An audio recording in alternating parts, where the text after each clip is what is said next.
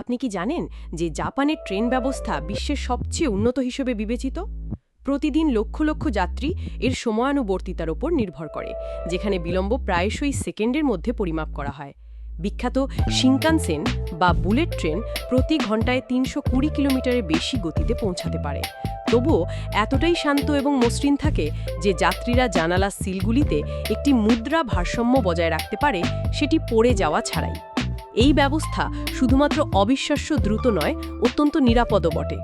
১৯৬৪ সালে এর কার্যক্রম শুরু হওয়ার পর থেকে দুর্ঘটনায় একজনও যাত্রী নিহত হননি। আরও আশ্চর্যের বিষয় হল, যখন একটি ট্রেন ৫ মিনিটের বেশি দেরি করে, তখন কর্মীরা বিলম্বের শংসাপত্র জারি করেন, যাতে যাত্রীরা তাদের নিয়োগকর্তা বা স্কুলকে ডিসরাপশনসের প্রমাণ দেখাতে পারেন।